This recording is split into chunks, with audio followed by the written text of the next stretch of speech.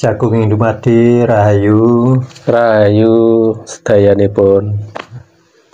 Ya, pada pagi ini ya Kang Bambang, kita bincang-bincang lagi nih. Ketemu lagi. Meneruskan yang kemarin itu, Kang Bambang.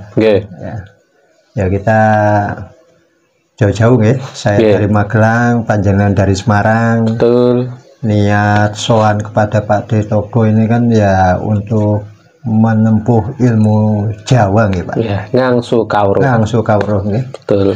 Ya, sebagai bekal dalam menjalani hidup dan penghidupan ya. Betul sekali. Ya, semenjak hari apa ya kita sini? Hari Sabtu ya kalau nggak salah. Sabtu ya. Kebetulan kita berdua bertahan ya sampai hari Selasa ini. Karena memang ada agenda untuk penempaan diri, ngoten. Ya, kemarin malam minggu kita dengan beberapa murid yang lain melakukan laku yang disebut Sabdo Rajakosi ya. 18 orang kemarin. Lagu Sabdo Rajakosi, terus lagu Kamoksan juga, dengan lagu Sabdo Gunogeni ya. Nah ini kemudian ini tadi kan kita baru lagu juga ya di bawah tanah. Patrap ya. Lagu Patrap di bawah tanah pada poannya Pak D. Ya ini saya ingin bertanya nih pengalaman apa yang didapat oleh panjenengan selama Patrap di bawah tanah tadi? Sebenarnya lumayan nih Kang. Yang ditanyakan pengalaman yang tadi atau yang pernah dialami itu ya? Ya, kan ya khusus yang barusan saja. Oh gitu ya. Nggak apa-apa juga yang kemarin-kemarin. Yang barusan tadi ini kan yang jelas kan Patrap itu kan kita mesti luruskan dulu tujuannya gitu kan. Tujuan Patrap adalah untuk menselaraskan hati kita, rasa kita, karsa kita, cipta kita kepada Gusti Allah, kan gitu. Nah, kita menyambungkan rasa kita lewat istilahnya jalur Patrap atau semedi, nah, itu menyelaraskan. Nah, pada saat penyelarasan itu tadi kurang lebih kira-kira ya 3-4 jaman ada 4 jam ya. 4,5 jam. Itu saya sedikit mengalami pengalaman yang boleh diceritakan kepada semuanya guys, para pemirsa juga, supaya ini menjadi wawasan dan manfaat. Jadi yang sangat menarik tadi adalah ketika awal itu kan kita wiridkan, dikirkan dalam hati asmone Gusti Allah. Terus tanpa kendat itu tahu-tahu kita sudah hilang kan. Hilang itu artinya ke alam yang kita tidak tahu. Kita antara sadar dan tidak. Terus di situ rasanya aman, nyaman, tentram, bahagia. Sulit dilukiskan, ini hanya pendekatan ya kan. Karena untuk persisnya sendiri ya masing-masing individu harus mengalami supaya bisa menjalani, bisa mengatakan dengan sesungguhnya. Nah, terus pada saat suwung itu, ya ini kita sebut suwung karena memang tidak ada apapun yang ininya bahagia. Kita hanya bisa menyaksikan kebahagiaan itu, kita menyadari kebahagiaan kita, dan kita juga seperti tidak ada gitu. Jadi kesadaran yang ada. Nah, terus pada saat itu kan tidak terus Kang, seperti gelombang hati, pada akhirnya kita turun frekuensi, terus kita seperti diperjalankan saya tadi ke samudra Kang. Nah, pernah dulu pengalaman saya di dasar samudra, dasarnya. Kalau tadi saya seperti duduk bersila di atas samudra yang maha luas, suaranya berdentum keras, war. Jadi suara itu di kuping persis kan. Seolah-olah saya tuh di samudranya bener. Padahal jelas tanah ya. Iya, itu ya saya nikmati saja. Matur nuwun Gusti, ya intinya. Terus beberapa saat lagi, terus tahu-tahu suara itu hilang lagi, lenyap, kembali ke tak ada apa-apa, sung lagi. Nah, terus pada saat turun frekuensi lagi, saya merasakan seolah-olah itu diri saya tuh dilempar ke arah kanan, gitu. Nah, saking kagetnya kan, refleks tangan menyentuh tanah tempat kita berpijak itu. Jadi refleks karena entah itu apa, ya itu kita nikmati aja kan. Karena itu kan proses dari patrap. Kita tidak harus tahu hikmahnya sekarang, tapi dengan kodratnya Allah Ta'ala, dengan kehendaknya beliau, kita nanti akan diberitahu hikmah apa itu. Di kemudian hari, entah 1 hari, 2 hari, atau berapa hari lagi, atau berapa jam bisa jadi kan gitu. Ini yang kita bicarakan kan masalah pengalaman. Pengalaman kan? Dulu. Nah, habis itu kembali lagi naik frekuensi lagi. Ini saya gambarkan naik frekuensi suwung itu sebagai frekuensi tertinggi. Karena kan di habis itu kita tidak bisa ngapa-ngapain, tidak bisa menerjemahkan. Kan gitulah. Terus turun lagi frekuensi, akan energinya seperti itu. Bahwa saya seperti kalau bahasa nasionalnya atau bahasa mengambil seperti dinisbahkan. Dinisbahkan itu apa ya? Seperti dikuatkan gitu loh. Saya dilangkai beberapa kali, terus ya intinya dengan bahasa isyarat kan ya. Nah, persisnya apa juga ini saya belum berani matur, karena ini bicaranya masalah pengalaman dulu lah nanti. Season ke depan waktu itu bisa jadi saya sudah mendapat hikmahnya itu apa gitu. Nah, terus ada lagi bahwa naik lagi frekuensi lagi beberapa saat, terus turun lagi. Tahu-tahu itu saya seperti mendengar banyak orang darus kan, banyak itu di kuping saya juga persis darus. Baca Quran itu ya bagus ya, seperti orang baca murotal itu dah. Nah, orang murotal kalau umpamanya habis tarawih itu kan biasanya seringnya tadarusan itu. Dan saya seperti di depan persis karena suara itu jelas, di telinga jelas itu. Dan itu juga tidak saya sengaja, tidak saya ada-adakan. Pengalaman itu datang begitu saja.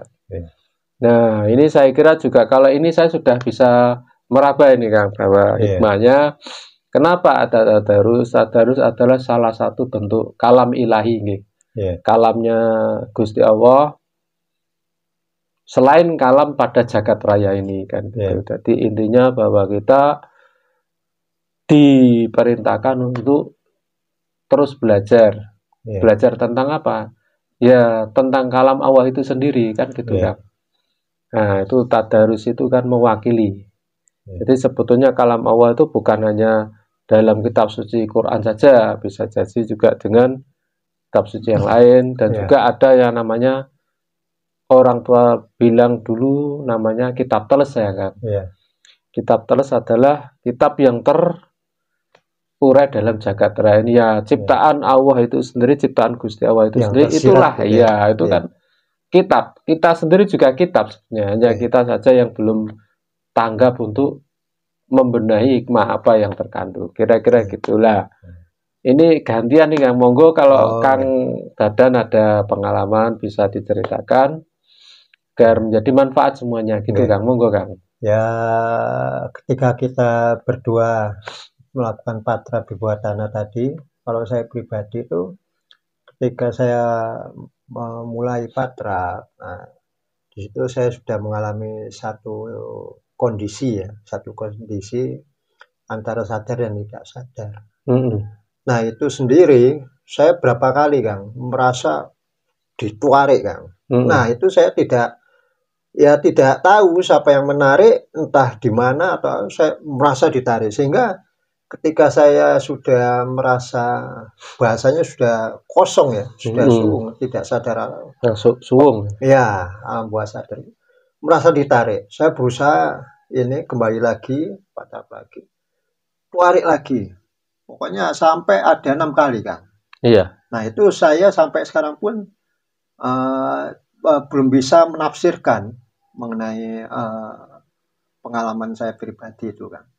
Tapi hikmahnya itu kan ya itu semua hanya sensasi, dan itu cukup bagi saya, ini cukup saya saksikan bahwa itu semua kehendak Tuhan yang Maha Kuasa kan. Betul sekali. Nah mengenai hikmahnya itu ya yang seperti jangan katakan tadi kan, mungkin ada nanti berapa hari lagi, itu nanti dalam kasunyatannya. Iya. Ya memang ini Kang, ini kalau boleh saya berpendapat bahwa kalau patrap itu memang buahnya itu hikmah Kang ya.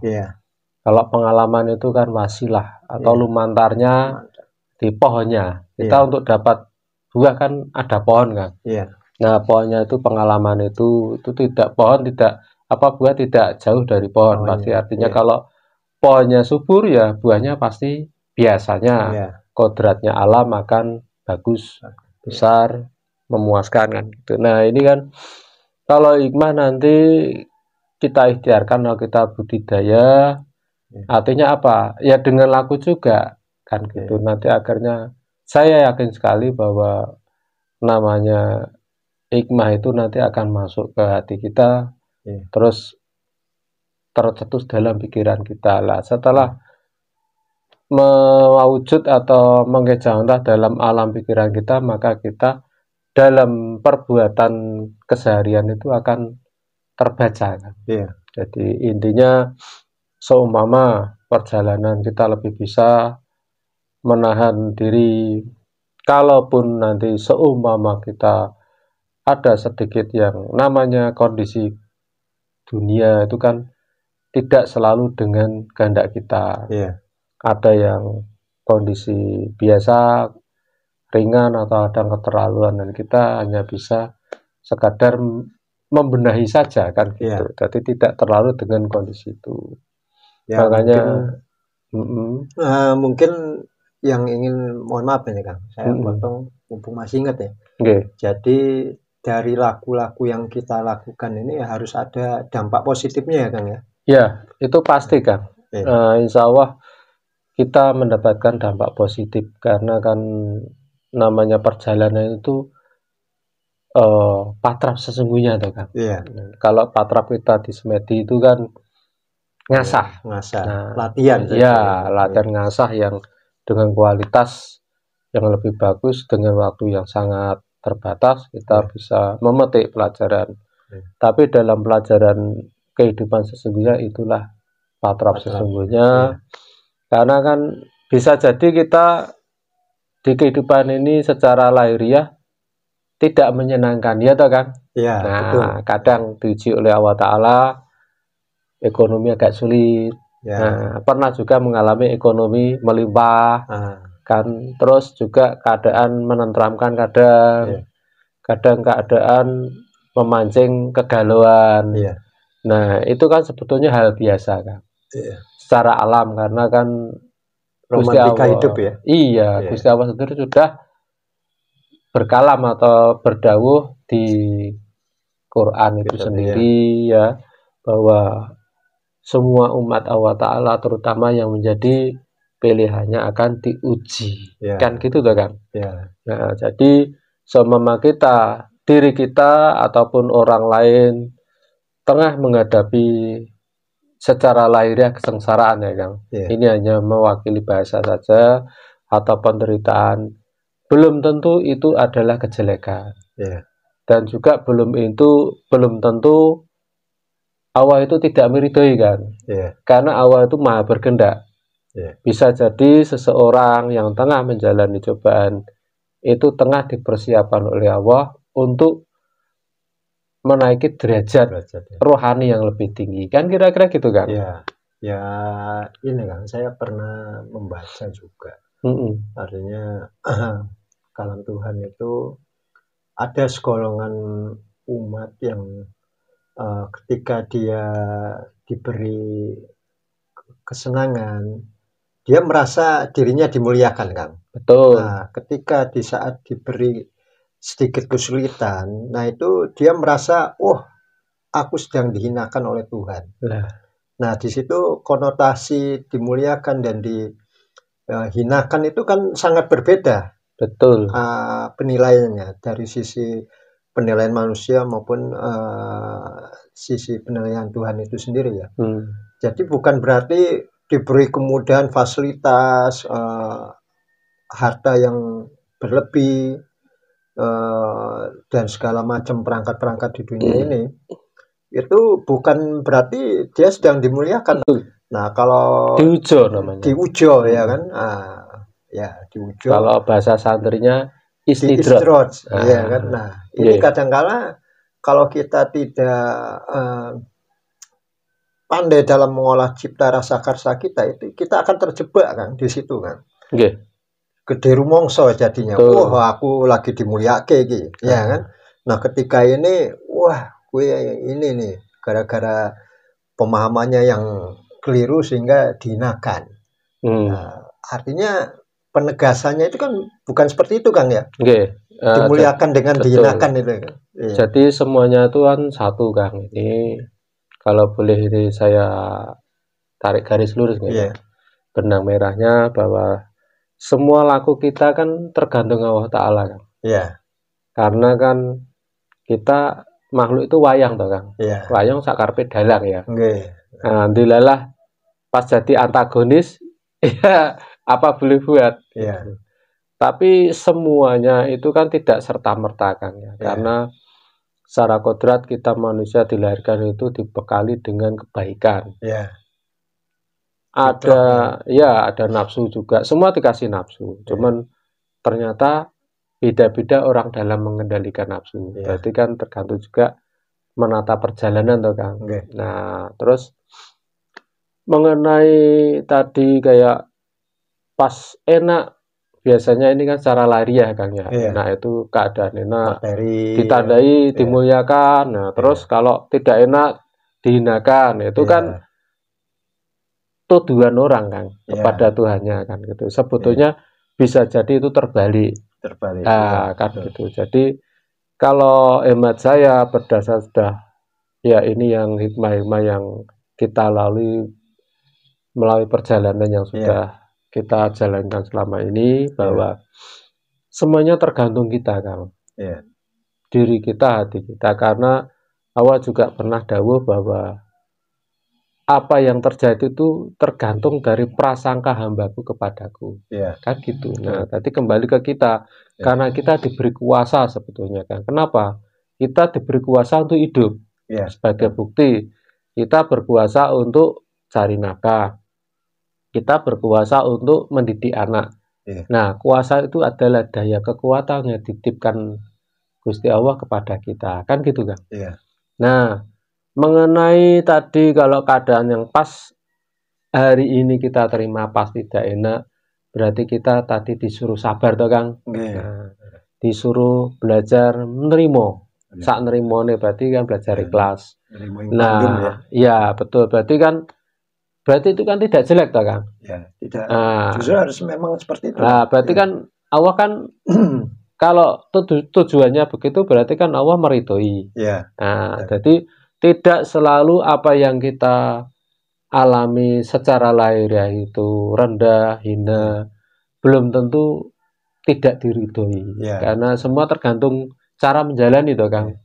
Kalau penderitaan itu menimbulkan suatu kemurtatan atau bahasa santrinya kekufuran ya. Nah, itu baru bisa dikatakan bahwa bisa jadi kita tidak diridhoi. Karena apa? Ya karena hati kita tidak bisa menerima, kan? Tapi kalau kita bisa menerima ujian itu, ya Allah akan mengangkat, gitu. Nah, mengangkat kepada apa? Kepada makam atau derajat yang lebih mulia. Ini tidak bisa kita katakan, tidak bisa kita gembar-gembarkan ke orang lain kalau betul dipercaya, dan itu yang bisa hanya kita sendiri yang merasakan, karena rasa itu dalam hati. Rasa itu kan sirnya Tuhan, kan. Nah, saya juga punya rasa, jadi nggak punya rasa. Lah biasnya apa? Setelah kita dalam perjalanan kehidupan juga ini diskusi ya kelihatan tuh Kang. Nah, biasnya itu kelihatan. Itu mewakili. Nah, begitupun pada saat kita menerima kesenangan. Lah kalau kita menjadi hati kufur, wah lupa diri tuh Kang. Nah, nek lupa diri ya tentunya Tuhan tidak meridhoi, tidak merestui. Tapi kalau dengan adanya enak nikmat secara lahiriah dunia, kita menjadi semakin tawadu, semakin mumpuni, semakin tahu diri, matur nuwun kepada Gusti Allah semakin banyak, tentunya Allah akan meridhoi itu Kang. Nah, Gusti Allah mengestoni itu Kang. Kan gitulah intinya, bahwa ridho Gusti Allah sebetulnya juga tergantung dari hati kita toh Kang. Nah, karena kan prasangka hambaku itulah yang terjadi. Karena itu sudah sabdanya Allah Ta'ala kan gitu. Nah, ini kira-kira analisa saya ini Kang. Lah monggo kalau panjenengan mau nambah supaya jadi manfaat lagi gitu Kang. Ya, nggih Kang. Ini mengenai konteks ridho ya Kang ya. Saya itu sudah lama Kang. Artinya konteks ridho itu kalau saya pribadi menafsirkan itu ridho Allah itu ridho Tuhan itu apabila kita sendiri diri kita diri pribadi kita itu ridho kepada segala keputusan Tuhan yang diberikan pada kita. Jadi ya itu artinya kan ya seperti tadi, sinkron ya. Menurut persangkaan itu kan artinya sikap kita. Kalau kita ridho kepada ketentuan Tuhan yang dilimpahkan kepada kita, baik itu senang ataupun susah, sehat ataupun sakit. Nah, ketika kita ridho dengan segala itu semua, maka Tuhan pun akan ridho kan. Jadi selama ini banyak yang mengejar tentang keduniaan ya, baik itu jabatan, kemewahan, kesaktian sekalipun. Tapi kalau semua itu telah kita dapatkan, misalkan kita jadi kaya raya kan, ya kan? Endingnya ini untuk apa kan? Ya kan? Harta kemewahan kita itu kita aplikasikan dalam hidup dan penghidupan itu untuk apa? Apakah untuk dharma atau menuju karma kan? Ya, menuju kebaikan atau keburukan. Untuk apa kalau misalkan bergelimang harta, kita sakti apa? Tapi untuk hal-hal yang menuju ke pada hal yang angkara murka. Itu kan tidak manfaat sama sekali kan? Ya semua pasti akan diberikan sesuai dengan usaha kita kan? Ya kan, karena Allah maha pengasih itu ya. Tuhan maha pengasih kan, maha mengasihi. Apa yang diupayakan oleh manusia pasti akan dapat, tapi belum tentu akan mendapatkan sayangnya kan, ridhonya itu. Nah ya, makanya betul, berarti kan apapun yang kita terima berarti kan bagaimana kita menerima kan? Ya, terus di saat kita susah, misalkan sakit, ya kita terima. Oh, rasa sakit, oh iya, kula tampi ya Gusti. Kan jadi Allah itu, oh aku uji dengan susah pun, oh hambaku ini ridho dengan apa yang aku berikan sama dia. Ya tak ridho nih. Contohnya kan ada kisah Nabi Ayub itu Kang ya. Betul. Jadi intinya kan bahwa kemuliaan itu bisa jadi dibungkus dengan penderitaan. Gitu. Jadi bukan tolak ukur yang ini Kang ya. Betul. Jadi bahwa apa yang tampak mulia atau menderita secara lahiriah tidak menjadi tolak ukur. Tolak ukur, betul Kang. Ya, ridho dengan murkanya Tuhan itu sendiri Kang ya. Iya. Jadi intinya bahwa kita, makanya cara mendalami, cara menerima dan menjalani titah Tuhan kepada kita itu kan perlu belajar kan kita. Nah, karena kan memang kelihatannya oh terima syukur dan sebagainya. Katanya memang mudah Kang, tapi kan sebenarnya kan kita sulit. Nah, tapi bukan berarti kita putus asa, kita belajar ke sana kan. Semakin mendekati kata-kata mulia itu 100% kan gitu. Mendekati kan kayak karena kita masih kurang sempurna sebagai makhluknya, tapi kan kita berjalan dengan hati yang ikhlas, kita berupaya mendekat kepadanya. Banyak cara ya Kang ya, dengan tirakat, dengan zikir dan sebagainya lah. Itulah gunanya kenapa kita berjalan menempuh pendekatan kepada Sang Tuhan itu sendiri, gitu kan. Betul. Nah itu perlu bimbingan seorang guru spiritual yang benar-benar seorang guru ya Kang. Ya, makanya guru itu berperan kan memberi peta kan. Nah, tidak serta-merta sudah ada guru terus berhasil, ya tergantung kita atau tergantung laku kita kan. Nah, karena tadi juga sama, ketika kita mendapat kesenangan ya tergantung kita, kesenangan itu jadi manfaat atau mudarat kan gitu. Kita pas menerima ujian atau kesengsaraan jadi manfaat atau tidak kan tergantung kita. Nah, karena semua itu perwujudan penerimaan secara liar itu bisa berubah kan. Bisa jadi berubah dalam waktu hari, bisa tadinya kaya tahu-tahu jadi miskin juga bisa. Yang tadinya miskin tahu-tahu bisa jadi kaya juga bisa. Allahu alam, karena pada faktanya ya banyak juga tuh di masyarakat hal itu terjadi kan. Nah, kita tidak membicarakan apanya, yang penting apa yang kita terima menjadi manfaat, itulah ridho Allah Ta'ala. Nah itu yang penting tuh Kang. Nah yang dalam fenomena Kang, dan saya sendiri pun sering kan, ya namanya sama-sama belajar ya, saya pun mengalami juga terkadang. Nah di situ saya mengalami bahwa saya ini lagi susah, artinya lagi ada masalah. Nah saya itu berusaha ini Kang, berusaha di depan orang-orang, merasa bahagia, merasa tidak ada masalah, itu kan bentuk daripada menipu Kang, ya kan. Nah di saat saya ada masalah, ada apa, yang saya lakukan itu lebih baik diam. Betul. Diam daripada ini pencitraan ya Kang ya. Ngomong seakan-akan bahagia, terus misalkan saya bahagia, ada kelonggaran, ada apa, saya nampakkan yang kayaknya lagi susah. Ini kan bertolak belakang. Jadi saya berusaha ketika saya banyak ingin ini pencitraan, itu kan menipu orang lain, tapi saya kan tidak bisa menipu diri saya sendiri kan? Betul. Nah inilah fungsi dan manfaat daripada laku spiritual yang diajarkan oleh Pak Ditogo. Ya banyak sekali Kang manfaatnya itu. Ya memang kita harus begitu Kang. Laku kita kan, hati kita harus ajek Kang. Kalau bahasa santria istiqomah. Jadi seumpama di tengah sedih diberikan kesedihan, ya kita tidak boleh larut dalam kesedihan. Diberi kebahagiaan, kegembiraan, ya kita tidak boleh larut dalam kegembiraan. Harusnya sak madil saja lah. Ya seneng lumrah sak lumrahe menungso gitu. Jangan lupa diri. Kalau sedih juga tidak boleh terlalu sedih, nanti akhirnya menjadi putus asa. Kalau udah putus asa nanti akhirnya yang terjadi adalah membangkang atau istilahnya yang nyulayani takdir Gusti. Kan gitu kan. Jadi kita pintar-pintar membawa diri supaya kita diridhoi, direstui oleh Gusti Allah. Kan gitu Kang. Ya, dan Kang, kalau misalkan melampaui diri melampaui batas itu Kang ya.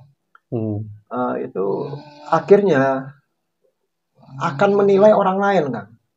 Ya kan? Oh ini loh aku lagi senang. Wah, kowe lagi susah, ini berarti kowe lagi dihinakan Tuhan ini. Ya kan? Nah, diri kita merasa dimuliakan. Itu kan mungkin masuk kategori sifat iblis ya Kang ya. Ya bisa jadi Kang. Iya, merasa tapi lebih, kita tidak boleh Kang. Enggak, ini sebagai gambaran saja Kang. Jadi harus kalau saat kita menerima kesenangan atau kegembiraan, kita syukuri dengan rasa syukur kita. Lah, kalau ada orang lain atau sedulur atau teman kita yang lagi kebetulan tengah dicoba dengan penderitaan, ya mestinya kita berempati kan. Mestinya kalau ada kelonggaran ya kita bantu kan gitu kan. Minimal jangan memberikan vonis atau perkataan yang membuat orang itu tambah down kan. Nah, kalau down berarti kita lupa diri kita bahwa kita lagi senang. Bisa jadi besok seperti itu sama Allah diganti peran, bisa-bisa saja tuh Kang. Allah Ta'ala kan maha kan. Berkuasa, ya. Nah, tanpa wates kan, gitu. Belum tentu Kang. Artinya berlebihan harta, jabatan tinggi belum tentu hidupnya itu damai, tentram, bahagia belum tentu Kang. Iya, bisa Terus jadi yang Kang. Kita hina ketika kita berlebihan harta atau jabatan tinggi, menghinakan dia belum tentu yang kita hina itu yang ekonominya lemah itu merasa susah. Justru orang itu rasa syukurnya itu tinggi, dalam kehidupannya selalu puja-puji kepada Tuhan Kang. Bisa jadi Kang. Makanya kan semua tergantung hati kita Kang, menerimanya. Karena ini contoh saja, ini pengalaman saya sering melakukan bukan perjalanan apa Kang, ya jalan aja. Kebetulan seharian saya kan keluar masuk pasar Kang, cari barang dagangan. Itu saya lihat dari mulai pedagang yang kecil sampai besar, terus ada yang statusnya sebagai pemilik usaha itu atau karyawan. Nah, terutama yang karyawan ini kan berapa sih Kang? Mereka upahnya di bawah UMR Kang. Iya, betul. Tapi mereka gigih. Mereka tidak banyak menerima, tidak banyak omong apa-apa, tapi mereka gigih menjalaninya. Pagi sampai malam lagi, istirahat sebentar, pagi sampai malam lagi, dan sebagainya. Nah itu kan, kalau saya nilai mereka itu justru pandai bersyukur Kan. Apa yang ada diterima dengan baik. Gitu. Nah, cuman mereka nggak pandai, karena mungkin bisa jadi keilmuan dalam kasana agama mereka kurang, tapi hati mereka lebih jujur, menerima, tidak ngerusullah. Itu saya pelajari Kang, dan itu saya acungi jempol. Saya belajar dari mereka. Kenapa? Belajar mensyukuri, menerima secara lahiriah yang tidak enak Kang. Nah, kalau ada yang hal enak, itu kita belajar bersyukur, itu lebih mudah memang. Tapi juga tidak mudah sekali, karena kan juga bersyukur dalam keadaan berlebih juga itu kalau kita lengah itu bisa melenakan Kan. Melenakan, nanti kita bisa lupa diri. Nah, lupa diri biasanya ngenyek wong dan sebagainya. Nah, itu kan jangan sampai segitu Kan. Kan gitu. Nah, monggo jenengan kalau ada lagi. Ya, saya rasa cukup ini Kang. Nanti kapan-kapan kita lanjut lagi Kan. Ini sudah obrolan kita cukup gayeng. Iya, ini sudah dua kali hari yang kemarin dengan obrolan yang setelah sahur Kan. Atau subuh tadi kita ngobrol lumayan. Kebetulan pagi ini juga saya mau pulang ini Kang. Iya. Sama-sama Kan. Kembali pada keluarga, kehidupan keseharian, masyarakat. Ya, insya Allah kapan-kapan kita ketemu lagi Kan. Ketemu lagi dan kondisi kita tetap rahayu. Rahayu. Sampai Pak De.